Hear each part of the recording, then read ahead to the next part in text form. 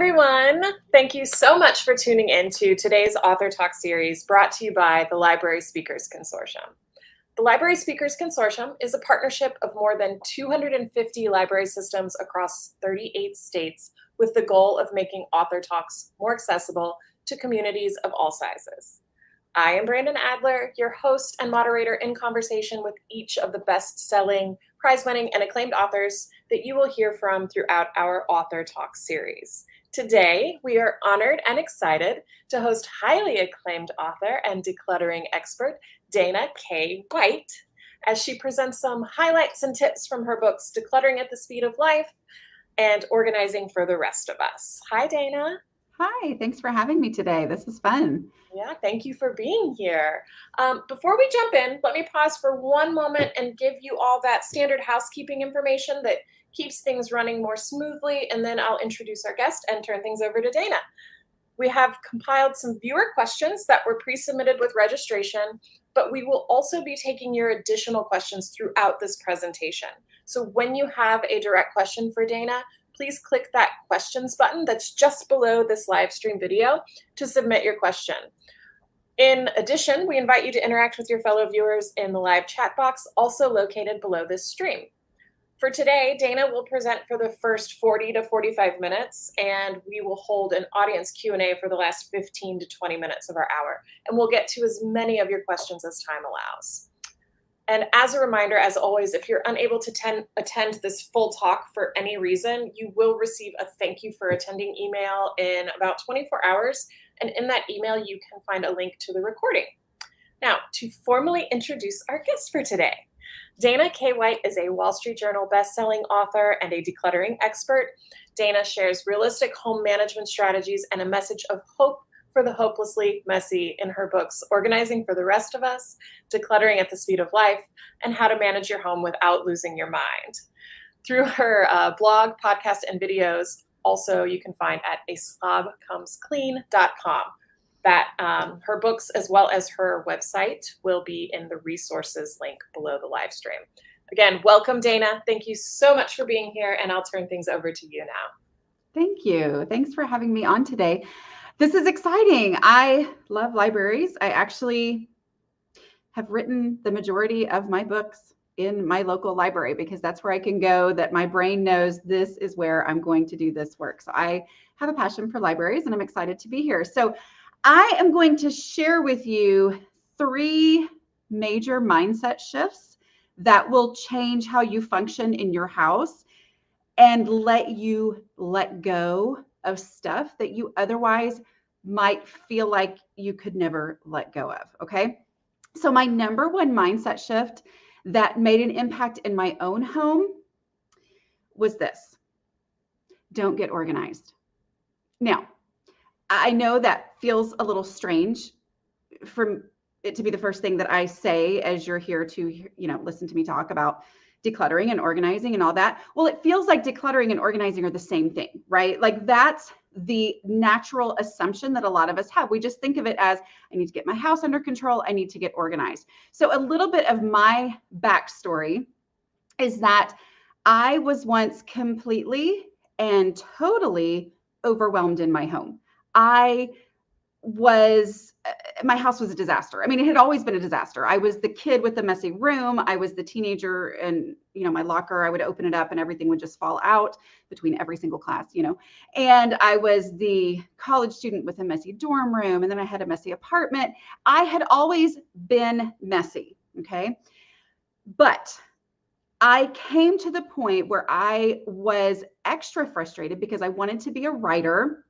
I had discovered blogs. This was back in 2008. And I was like, well, this is what I need to do, right? Like if I want to be a writer, I should have a blog because that's what people are doing. And yet I wouldn't let myself get started because my house was such a complete disaster that I thought, okay, I have got to get this house thing figured out before I take on something else that I really want to pursue. Because I know myself, I know I throw myself into things. And so this was just my little thing I had to do before I got started writing. Well, I tried to get my house under control now with this new motivation, other than just the wanting it to be different that I'd had my whole life. And I couldn't do it until I finally gave up and said, well, I'm going to start this anonymous blog. I had no intention of anyone ever finding out it was me. Here I am. This is my real name now. But at the time, I used the name Noni, which is short for anonymous, to write about getting my house under control, to try to figure out what was going on.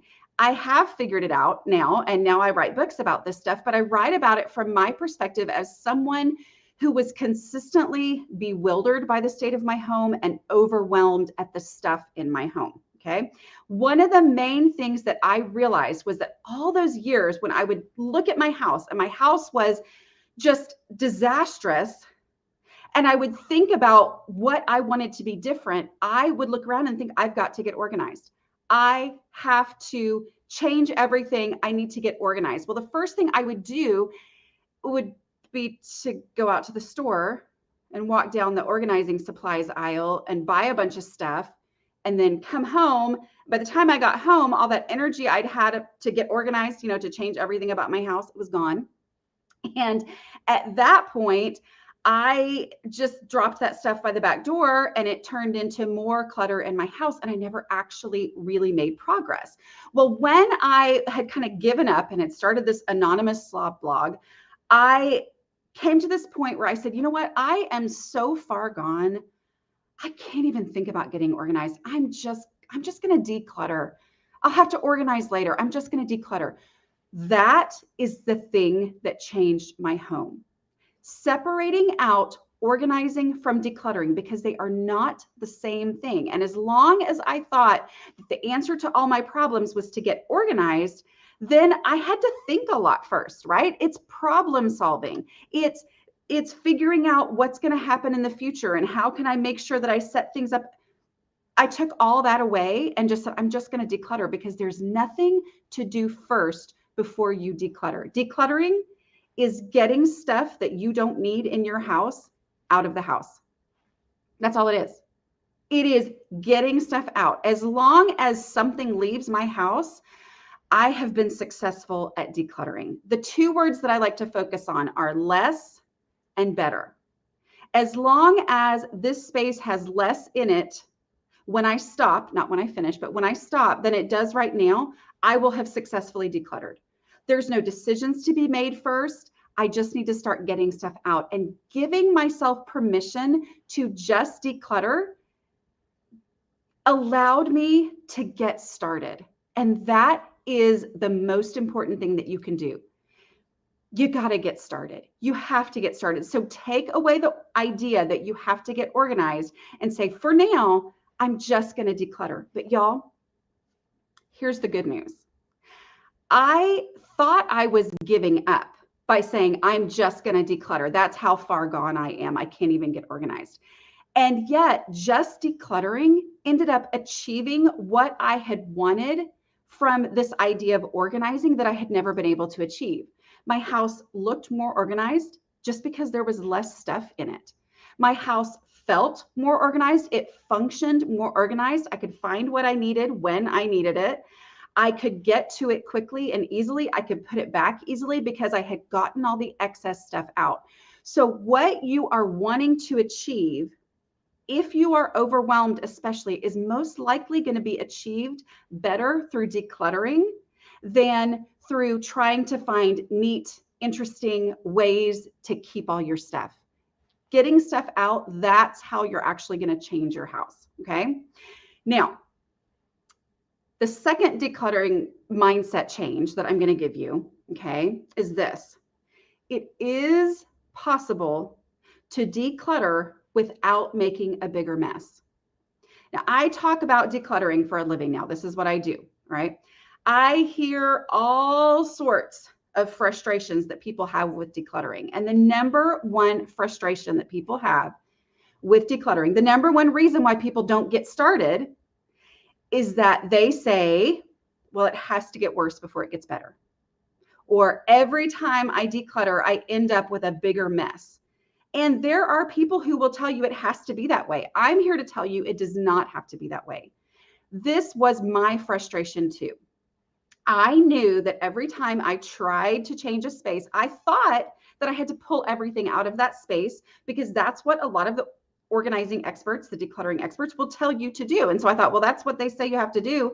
I've never been good at this before, so I'm going to do that too. I would pull everything out of a space, and then life would happen. Either something would happen and I had to step away, or I just got overwhelmed and couldn't do anymore.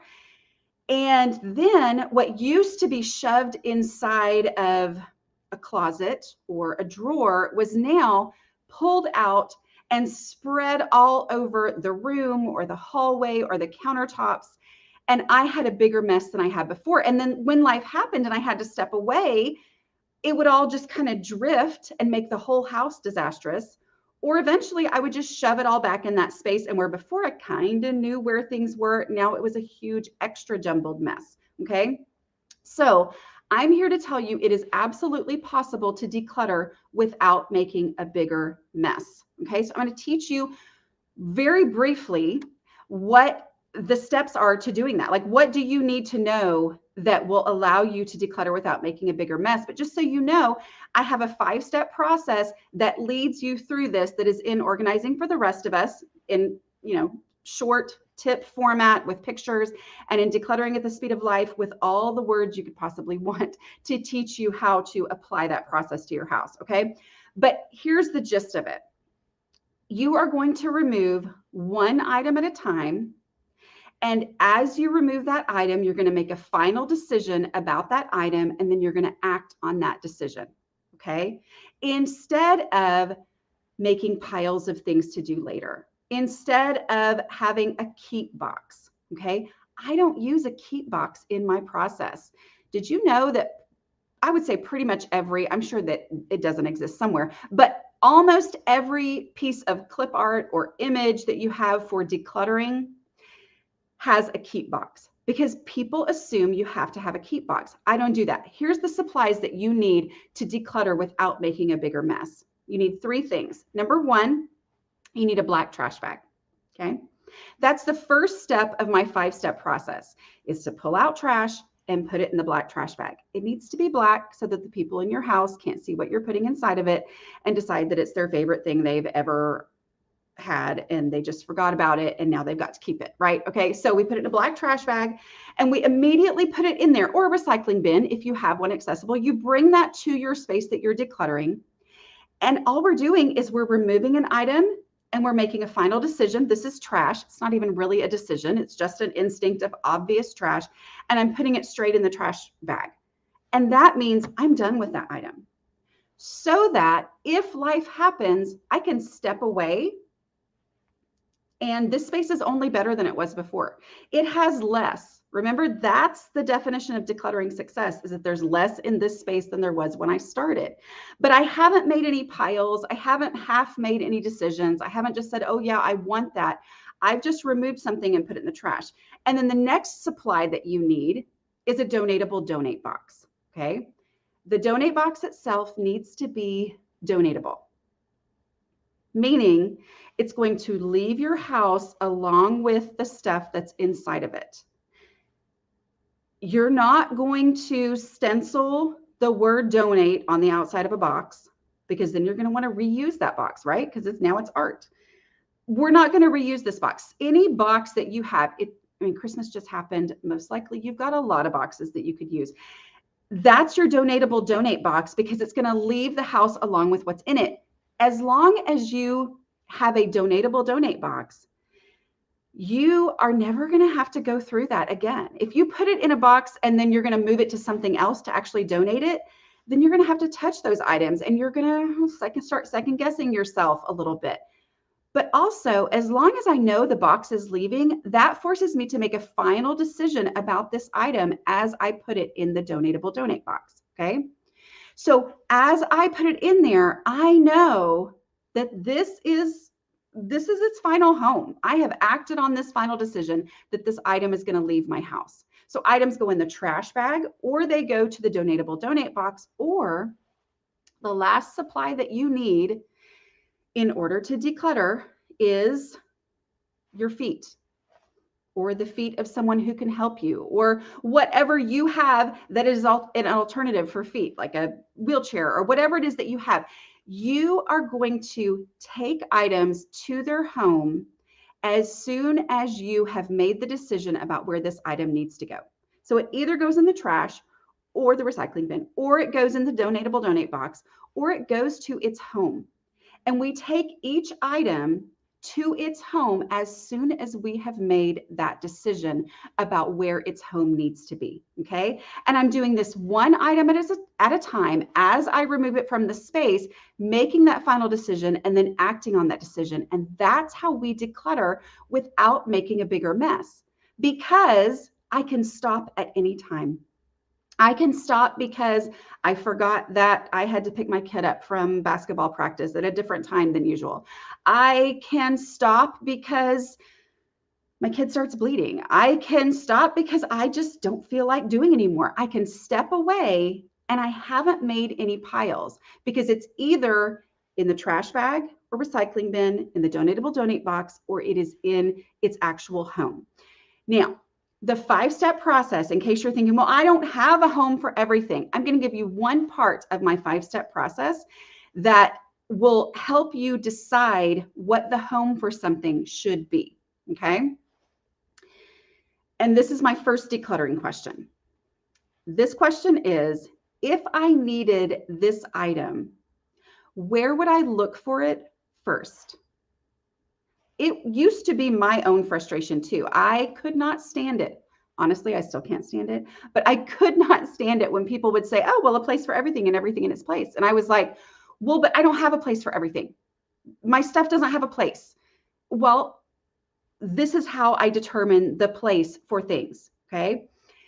Let's analyze that sentence, this question of, if I needed this item, where would I look for it first? Let me be clear. I'm saying would, not should. Where should something go? That's organizing, right? That's coming up with the best solution here. I had too much stuff to spend time thinking through the best possible way to deal with this certain item. Where should this go? Okay, that lets my brain spin out. I needed something very concrete and quick and instinct-based to help me make this decision of where an item needed to be in my house. It needed to be in the place where I would look for it first. Would is instinct, meaning if I needed this pair of fingernail clippers, where is the first place in my house where I would look for them? It's not where my grandma kept hers. It's not where the internet says fingernail clippers should go. It is literally, if we needed fingernail clippers, where's the first place where I would look for them? And when I embrace that instinct, this crazy thing happens. When I need fingernail clippers, they're in the first place where I look for them. I mean, that's the beauty of this, right? That's the goal of being organized. You know where things are, you find them in the first place where you look for them. All those years when I had been trying to come up with the very best place to put my fingernail clippers or whatever other item I was talking about, all those years, I was the person, like many people who say this on Facebook memes and things, right? I got organized and now don't know where anything is. Now I can't find anything because I got organized. Well, that's not going to happen when you use this first decluttering question to determine an item's home in your house. If I needed this item, where would I look for it first?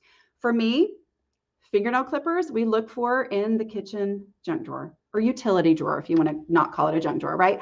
But that's where we look for it first. I wish that I had a better, cooler, more like my grandma's place, to keep fingernail clippers. But the reality for our family is that the first place where we would look for those was in that drawer.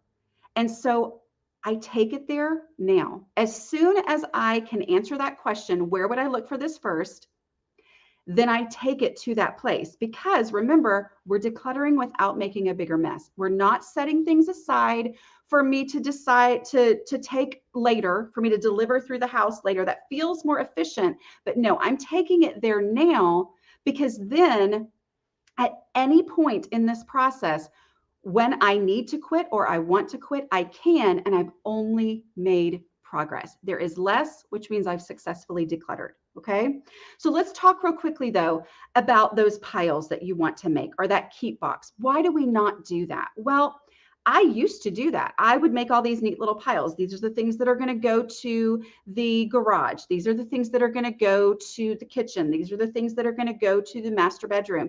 All of those things would go through my brain and I'd be like, okay, this makes more sense. I'm going to save time by taking them all at once. That's so much more efficient. I'm going to do that and deliver them through the house. Well, the reality was when I got distracted, now those things were in neat little piles. But by the time I came back to it the next day or the next month, now they were morphed into one big pile outside the space I was decluttering. And I had to go back through these items and remember, where was it that I would look for this first? Okay. And then I had to remake those decisions. As long as I am taking it there now, then I am done with that item. I don't have to think about it again. It's just going to be in the first place where I look for it. Okay. And I want you to remember something. Okay. If you say, well, I can't, I don't have an answer for that question. Okay. I can't, I just don't know where I would look for it first. I know I would have it. I know I would have it, but I don't have an answer for that. I want you to remember that we're not talking about where do you think you would find it. Okay. It has already left this space if you already knew where you would find it. Okay. That already happened earlier in the decluttering process. We're talking about those items where you truly don't know where they're supposed to be. Okay. Your question is, where would I look for this first? Not where would I find this? Because sometimes you're going to look for something first and you have no confidence it's going to be there, right? I'm not asking you to have confidence that it's going to be there. I am just asking you for the instinct of where you would look for it first. Meaning, if you said, oh no, I've got a hangnail, I have got to deal with this right now.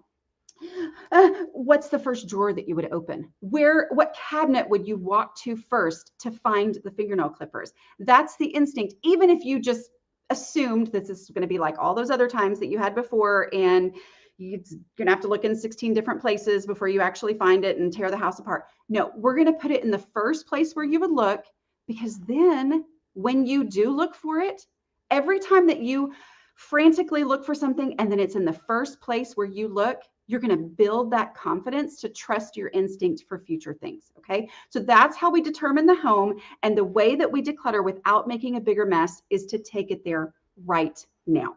Okay. Now, something I want to say with this strategy of decluttering without making a bigger mess. First of all, I want to say, if you need to, if your reaction to that is, oh, I don't want to go across the house for every single item. Well, it doesn't mean you have to go every single item. It just means I have made a decision about this item. I know where I would look for it first. I'm going to take it there now. Is there anything else in this space that goes to the same place or somewhere along the way? And I'm going to gather that up, but only what I can keep in my hands, right? I am not going to put them in a box or a basket or something like that, because that's just way too easy to set aside and wait for later. And then it's its own decluttering project that I have to do down the line. Okay. So only what I can take in my hands, and I'm going to take it immediately. All right. But the other thing too, that's really key with this is the beauty of decluttering without making a bigger mess is that it allows you to declutter without knowing how much time you're going to be able to spend decluttering. Okay. My reality was that I was so overwhelmed in my home that I would look around, or I would look at a specific space and I would think, oh, that is so overwhelming to me. I need to set aside 30 minutes to declutter. Okay. Honestly, I need to set aside 2 hours to declutter. Or, man, I have so much to do. I need to wait until I have an entire day with nothing else on the schedule, and then I can okay.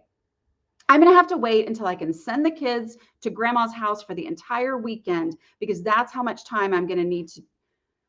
I'm going to wait till Christmas break. Okay, I'm just going to wait till I'm retired. Like, that was how my brain worked, because I was so overwhelmed, and I would try to estimate how long a project was going to take me to complete. And then I would put off that project because I never had that amount of time, right? Meanwhile, it was getting worse, which made it more overwhelming, which made me estimate even more time that I needed. As long as you are decluttering without making a bigger mess, removing one item at a time and acting on your final decisions as you make them, you don't have to have a set amount of time on your schedule to be able to declutter. So I can literally look at a space that's overwhelming and say, I am going to work for 5 minutes. I could say 2 minutes if I wanted.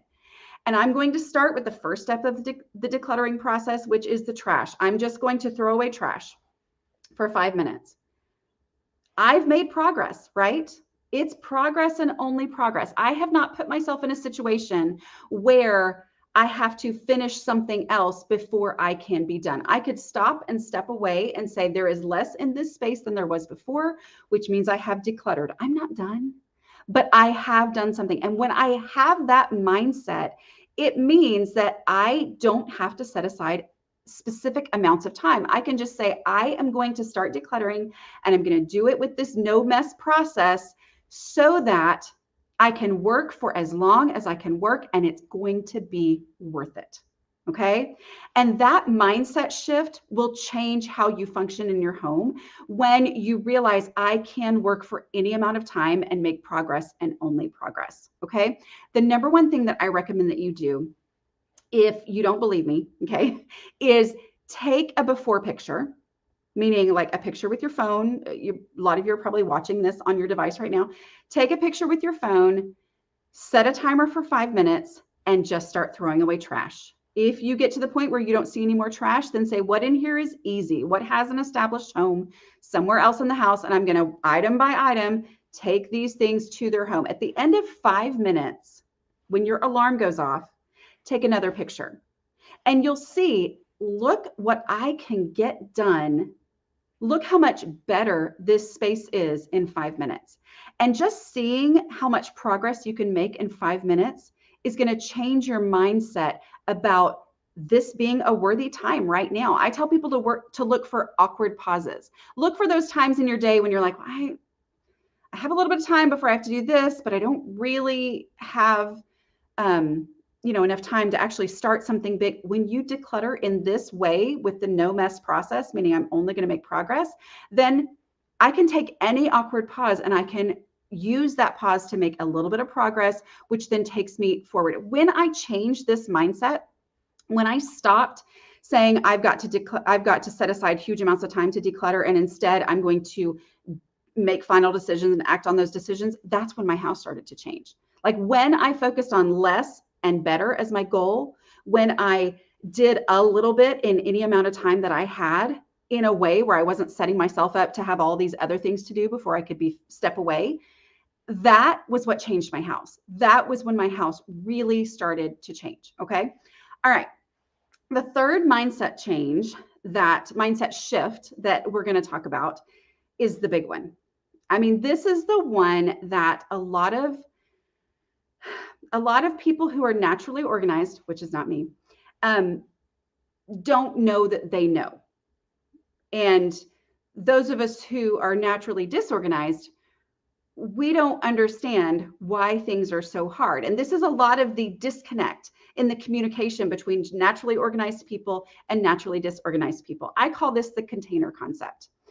I'm going to tell you, I would probably, if I hadn't been writing about this and sharing it as I was figuring it out, I probably would have been too embarrassed to give this as a concept, to teach this to other people. But as I figured it out, I had so many people saying, oh, that's it. That's the thing that is changing everything for me. And we call it the container concept. So let me explain what this means. Okay. I always thought containers were for putting things in. Like I knew that my organized friend loved containers. And so I thought, well, her house looks better than mine, so I must just not have the right containers, right? Containers are not for putting things in. Containers are meant to contain. They are meant to serve as limits. So let me tell you this little totally hypothetical story, okay?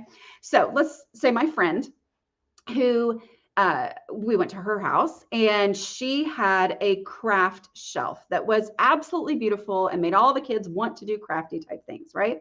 And I looked at her shelf and I thought, oh, I've got an entire craft closet. And mine looks, it's just a huge shoved in mess. And every time I open it up, everything falls out. And I'm like, what is it about hers that is so great looking and so inviting, and mine is such a disaster? And I went, oh, she has a red bucket for her crayons. That's what it is.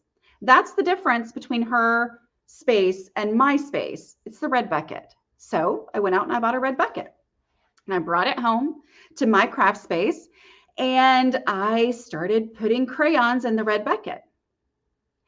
And the red bucket was completely full and spilling over, and I still had 700 crayons left. And I was like, why doesn't this work for me the way that it works for her? And so I went out and bought 2 more red buckets. And then I came home and I put the other 700 crayons in the 2 other red buckets, and they were still kind of teetering on the edge. And I went to put the red buckets on my shelf, and they wouldn't all fit on the shelf. And I thought, what? Why is this so hard for me? Why does this not work for me the way that it works for other people? So I went out and I bought another shelf. And I brought the shelf home. And then I couldn't really move around in my room because of the shelf. And eventually I brought more and more shelves in, and I couldn't fit any more shelves in my space. And I thought, my space looks nothing like her space. I am doing the exact same thing that she's doing. I have a red bucket just like her red bucket. She had a shelf. I've got lots of shelves. And I thought, well, I need a new house. I am doomed to be disorganized because we can't afford a new house. And that would be the only answer to my clutter issues.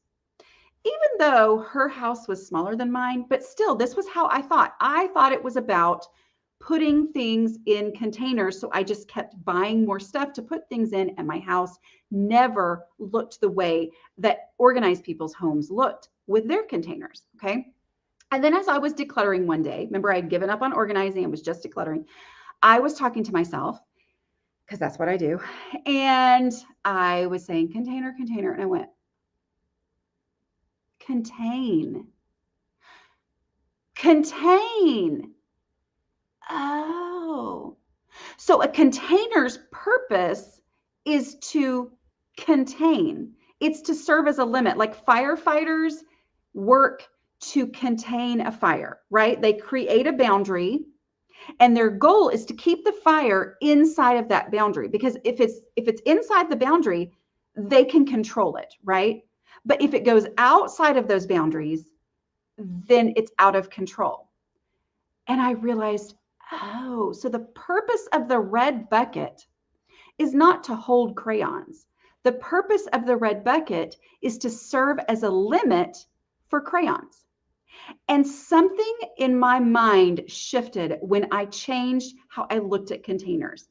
So instead of thinking, well, I'm just going to dump crayons in there and buy another red bucket, I realized, well, this is the container. This is the limit. And so I'm going to look at this big pile of crayons, and I'm going to put my favorite ones in this red bucket first. Okay. That's fun. That doesn't feel like I'm giving anything up. I'm just putting my favorite ones in there first. And once the red bucket is full, then anything that didn't make it into the red bucket when I was putting my favorite ones in first, then I can let it go. And there's something in my mind that shifts and allows me to let those things go, because I'm not making value decisions. I'm blaming the container. If I was making value decisions, which is how I used to declutter, that would mean I was picking up every single crayon and evaluating it according to how often do my kids like to use this particular shade of green. Okay, I was evaluating it according to, well, technically it's broken, but broken crayons still color. Y'all, I'm a nice person. Those memes on Facebook, broken crayons still color. I believe that in my soul. I can think of all the ways I can use broken crayons. I could melt them and make little shapes out of them with cookie cutters. And then my kids could use them with their Valentine's that they give out at school. And it would say, like, you make my world colorful. Like, that's how my brain goes. Everything is useful. If the question is whether something is useful, I can come up with a use for it and I need to keep it. But that was not serving my house well. My house was completely out of control. But when I said no, the space, the container, that's the limit. And I let that container make that decision for me, then it freed me to let go of items because I wasn't rejecting them. I wasn't saying they weren't valuable. I wasn't saying they weren't useful. I was saying, I don't have the space. It's not me. I would keep that. But the reality is the space that I have is the space that I have. And if I try to keep more than will fit in that space, then there's no hope of my house being under control. And when I realized that the red bucket was the container that made the decision about how many crayons I could keep, I also realized that the shelf where I was putting that red bucket and the other red buckets that I had bought, that shelf was also a container. It was a limit. It was a defined space that determined how much I could keep. And so I needed to be able to put that red bucket on there and have room for the other things that I needed and have space around those things so I could get to them easily, access them easily, see them, and use them easily. Okay. And when I realized that the shelf was a container, I also realized that the room itself was a container. And I can only fit so many shelves in that room and that room still be functional. And then I realized that my entire house is a container. The size of my house is the size of my house. And if I'm trying to fit more stuff in my house than will actually fit usably, get toably, then there is no hope of my house ever being under control. And that changed how I saw my stuff because I didn't have to make value decisions. I just embraced the reality of my home. Okay. And when I realized that my house was a container, I also realized that the most important thing in my house, my favorite thing in my house, it's the people who live in it. The people who live in my home deserve space in my home first. They need to be able to plop down on the couch after a long day without having to move a whole bunch of laundry over to the side. We need to be able to sit at the dinner table and have a family meal together without having to first spend an hour getting all of the stuff decluttered off of it. And when I realized, oh, my family deserves space in the container first, then it freed me to say, I don't have room for these items in my home because they would take up space that we need to do the things that we want to do in our home, for us to function the way that we want to function as a family. Okay. So every space is a container, it's a limit, and it makes the hard decisions so I don't have to. Okay. Now, what about when you fill the container and then you look on the coffee table and your kid has been coloring in a coloring book and they have their 3 favorite crayons on the coffee table and you've already filled the red bucket? Well, this is the kind of thing that used to happen to me. I would get a space where I thought, okay, this space is actually under control. And then, oh no, I've got more stuff to put in there. What am I supposed to do now?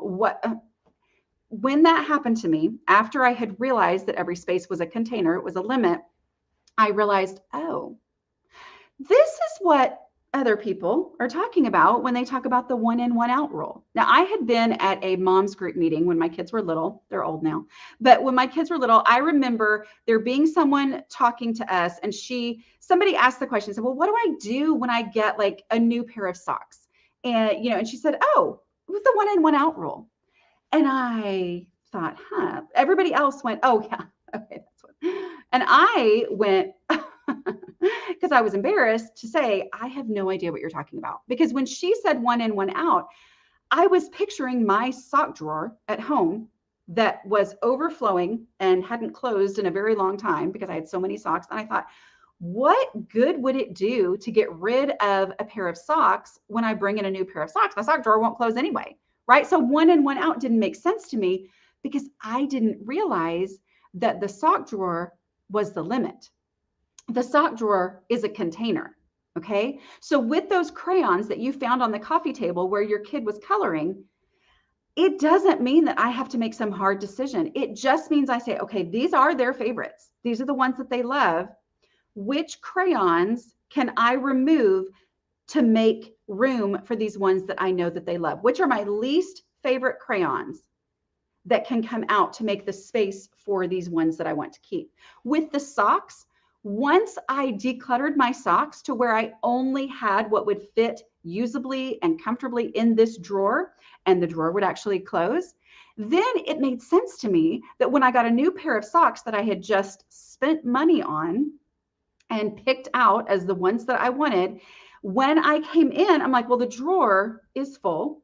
And so in order to maintain decluttering progress, in order for me to still be able to close this drawer after I put a new pair in there, I have to remove something.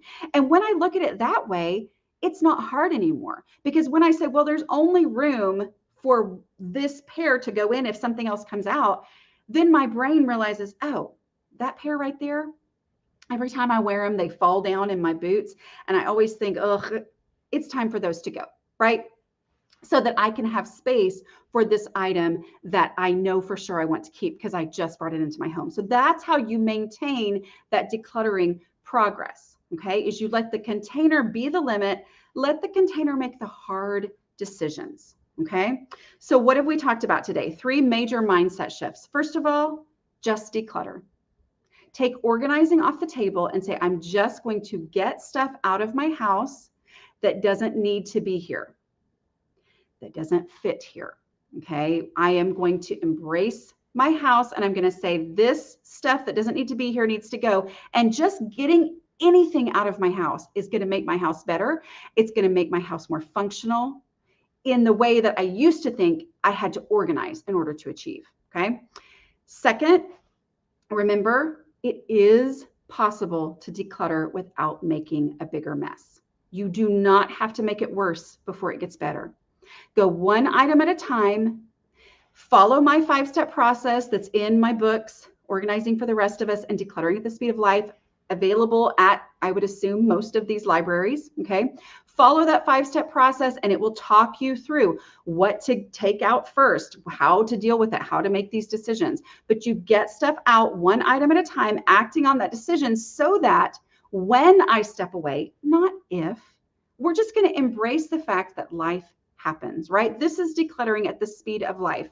I am not going to put myself in a situation where I could only be successful if everything goes perfectly. Nothing ever always goes perfectly, right? Like that's just not reality. And so I'm going to declutter without making a bigger mess, one decision at a time, acting on that decision so that whatever happens in life, I will have made progress and only progress. And then third, embrace the purpose of containers. Everything, basically every decluttering decision that you make comes down to the container concept. The container concept makes all decluttering decisions so much easier and less angsty, right? Because I don't have to assess the value. I don't have to decide, is this item worthy of being in my home? Instead, I say, is there space for it? If there's space for it, it can stay. If there's no space for it, even though I love it, I'm going to let it go. Because if I try to keep more than will fit in my house can't be under control. Okay, I hope this was helpful. I would love to hear questions from those of you who are here. That was so helpful and kind of a game changer, I know, for me in my house. I remember seeing a chat in the chat. Marcia said she was decluttering as you spoke, and that I love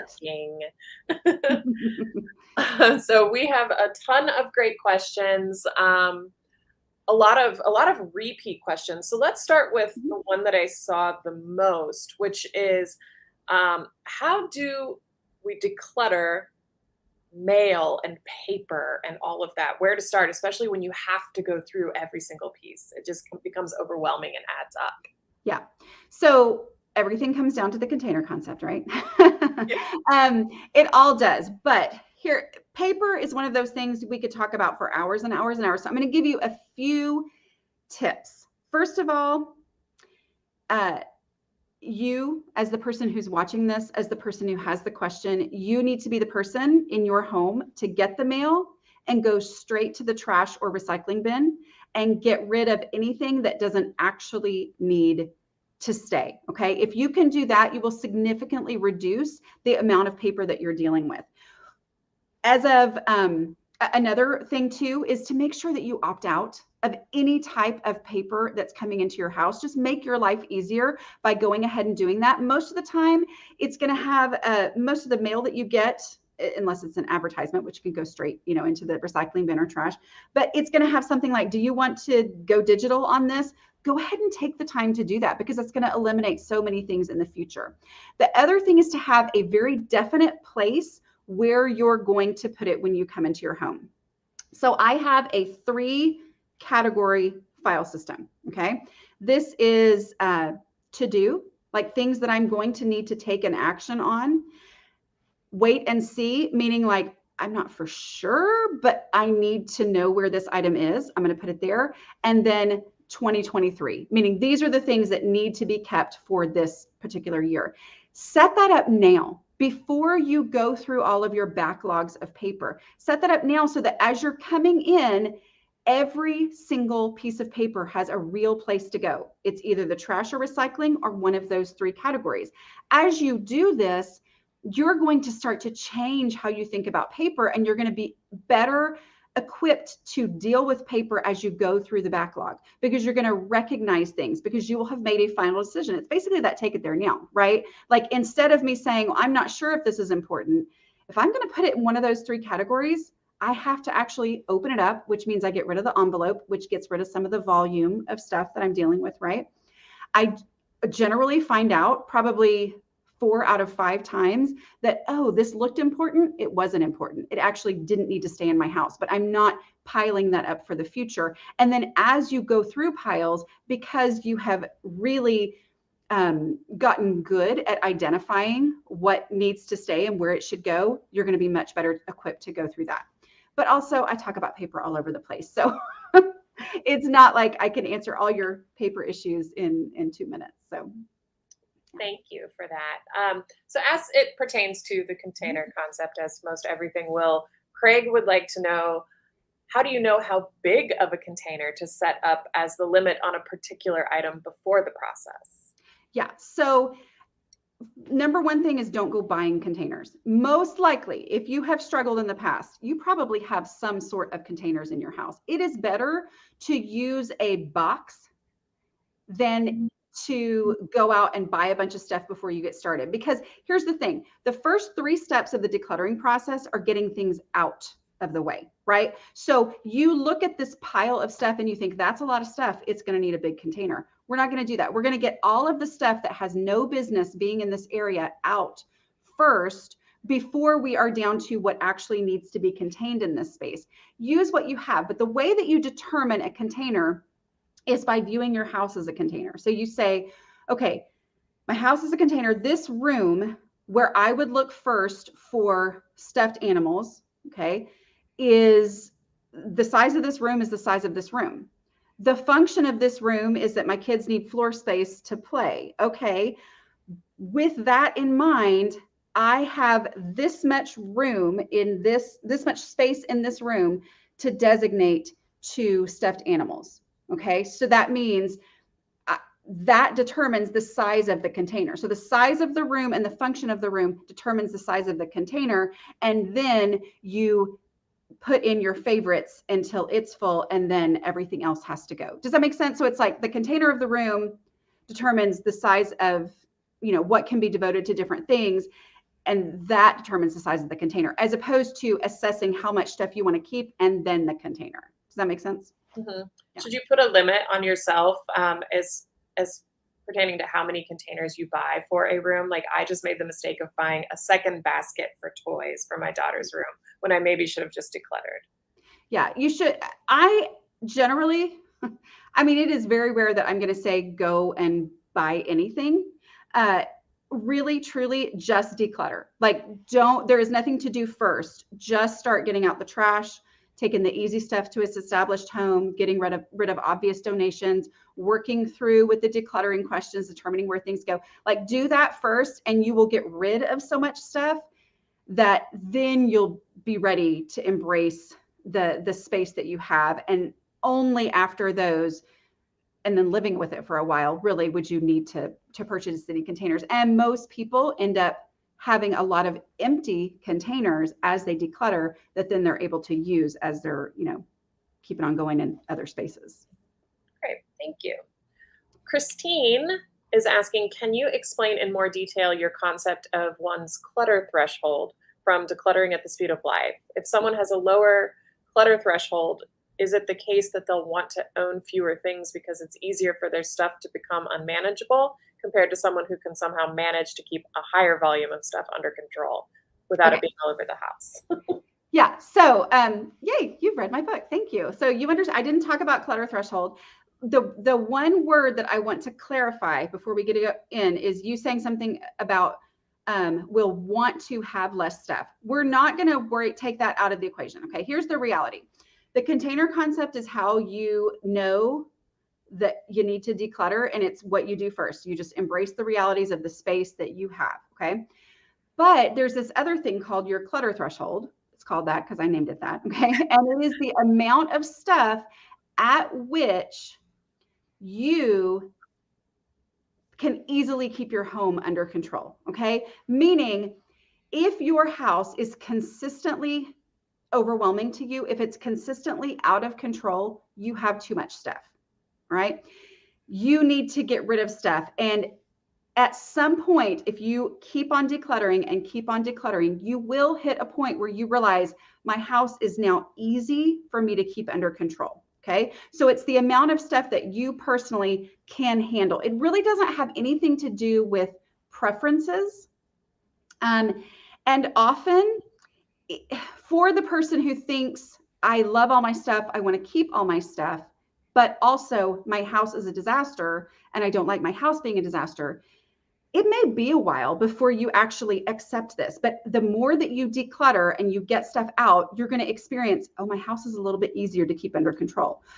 Okay. And then that motivates you to get rid of more. And you think, well, now it's even easier. And that motivates you to get rid of more until at some point you realize, wait, okay, I can do this. You can't predict your clutter threshold. The only way to find it is to just keep on decluttering until you hit it and you realize, okay, now I can do this. I can handle this. We had a lot of people asking about living with people who claim that they're not clutterers, or that they don't, that they are organized and they don't need to get rid of their things. Like Claudia says, what should you do when your husband claims he's not a clutterer, but undoes everything you try to clean up? Okay, so just to be clear, decluttering means that things don't exist to get back out of control in your house. Okay, so many, when you're thinking of organizing or tidying or straightening or whatever, you're making all the stuff you have look good. And then yes, things can get out of control. But if those things are gone from the house, they are not there to get back out of control. So, but I do want to say, when it comes to other people, nobody wants to hear this, but the truth is the only option is for you to focus on your own stuff and neutral stuff first. It is possible that people are asking this and they have literally gotten rid of every single thing of their own that needed to be gotten rid of. That's almost never the case, though. In reality, it feels like, here's the thing. I can see my husband's stuff and think, why would anyone have that? Obviously, that needs to go. But I don't have the attachment to those things. I have attachment to other things that I'm ignoring because, well, those things are, complicated or difficult, or there's all these reasons why I want to keep it. I want to get rid of his stuff. But if I will focus on my own stuff first, or neutral stuff, meaning just random things, focus on those spaces, on your own things, on neutral things first, your family will start to experience what it's like to live in a house with less stuff. Okay. As long as you are just trying to convince them to get rid of their stuff and they don't see any actual change in the house, they can't picture what it is that you're going for. Okay. They will start to experience that your house is easier to keep under control, looks better, functions better. You can find things by you getting rid of your stuff and neutral stuff. And then eventually they will probably come along. It happened in my house. It's happened to so many other people that I hear from all the time. I can't guarantee it, obviously, because you can't control other people, which is basically what we're talking about, right? We're talking about only worry about the stuff that you have control of first. And even if they never come along, your house is still going to be so much better, right? Because you've gotten rid of a lot of stuff that you were able to get rid of. So that's never what people want to hear. And yet it's the only actual answer, is focus on your stuff first. Yeah. Another topic that we saw over and over, Nancy is asking, how do you let go of or organize sentimental items? So things from deceased parents or children, old journals. We saw photos over and over. How do you declutter photos? It all comes down to the container concept. I mean, it really, truly does. It works especially well with highly sentimental items. Okay, so let's just give an example here. Let's say grandma's rocking chair. All right. You want to bring that into your house and you think, I want it because I loved grandma. I have intense memories of her rocking me in that rocking chair. I want to bring it in. Okay. The container concept means the size of your house is the size of your house. And so if you're going to bring it in and your house stay under control, something has to leave. It doesn't have to be another chair, but it needs to be something to create the space for that item. When you look at it that way, you go, okay, here's grandma's rocking chair. It's highly sentimental to me. So you walk in, you say, what am I willing to get rid of to create the space for this item that means so much to me? And then your brain will realize, oh, that plant stand over there, it gets knocked over every time my kids do such and such or whatever, like that can go. And it just, because this is important to me, something has to leave and that thing will reveal itself. Okay. But the other thing that happens is that I have grandma's rocking chair and I have so many memories. It is very valuable to me. And yet I look at my space and I ask myself, okay, what can go to make the room for this? And I realize I put a lot of work into this room to make it exactly what I wanted it to be.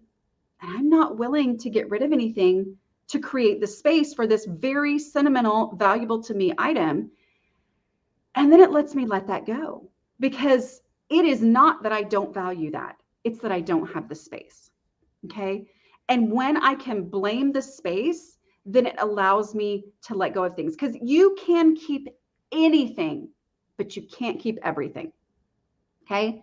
You have to decide what deserves space in here. So for anything sentimental, it's where would I look for it first, which often reveals to me, sorry, that I would never go looking for this item, right? Okay, but where would I look for this item first? And then, is there space for it? What am I willing to get rid of in order to create the space for this item? And when I look at it that way, and I'm giving priority to our right now life and what our family actually needs to be able to live and function in our home, then it allows me to get rid of some of those highly sentimental items, not because I don't value them, but because there's just no space for it. Or it lets me keep it because I realize, oh, I don't need this, cabinet full of whatever I've been keeping forever. I'd rather keep this highly sentimental item, but I'm not just shoving it in and shoving it in. Thank you. I think we have time for one last question. Kristen is saying, I'm good at gathering stuff to get rid of, but struggle to actually get it out the door. Yeah. Donations are not being accepted like they once were, and I often have guilt about putting stuff in the trash or about letting something go. Any tips on or suggestions or mindset shifts that you could give? Yeah, I mean, the first thing I would do is Ask your local friends how they're getting rid of things, because I'm still amazed. I mean, I do this for a living. People actually know in my real life that I do this, and so it is a conversation that comes up. I'm always surprised that, oh, there's such and such place taking donations now. So I would ask, if you're kind of like, and I'm not saying this for you, but a lot of times people are embarrassed to ask because they're like, well, I'm so cluttered, I'm embarrassed to ask how to get rid of my stuff. I'm telling you, people whose houses aren't cluttered know how to get rid of their stuff, right? So ask what places are out there that are accepting things, because this is a real issue right now. Do what you can do, and then let yourself go ahead and get rid of it. If you try to find a place that will take things, for me, I donate to the place that will take everything all together, not sorted. Sometimes I will drive 30 minutes, 45 minutes in order to get to that place, because it allows me to get rid of everything at one time, and it makes that process easier. Okay. It's a valid use of your decluttering time and energy, excuse me, to make that trip. Okay. Like, it sometimes feels like, well, that's not real decluttering. Oh, that's real decluttering, getting it out of the house. But then if you have looked into it and you really, truly don't have a way to get rid of it, and one thing is just to take everything on Facebook or whatever social media you have to your friends. But if you've tried, you got to get it out of the house. It can't stay in your house. So sometimes it is a matter of actually, doing the least best thing, right? Like, it's more important for you to get it out so that you have your house under your clutter threshold where you can manage it, so that then in the future, you have the bandwidth, you have the energy to be able to do the more ideal thing. Excuse me. Sorry. Well, I think that your voice is done in perfect timing. I don't know. Yeah, I guess it is. So thank you so much for being here today, Dana. Thank you so much for your time and the strategies that you gave all of us today. I know that we're all going to log off and get right to decluttering. I also want to extend a huge thank you to all of our audience members for joining us for our author talk today with Dana K. White. Without your support, none of this would be possible, and we thank you for choosing to spend your time with us. As a reminder, below the live stream video, you can find a link to Dana's books and the link to her website, aslobcomesclean.com. Thank you so much, and we look forward to seeing you all in a couple of weeks on January 31st when we speak to bestselling author and XKCD creator Randall Monroe about his newest book, What If? 2 Additional Serious Scientific Answers to Absurd Hypothetical Questions. You can register for these and lots of other great events on your library's event page. I am Brandon Adler, and thank you for joining us. Have a great day.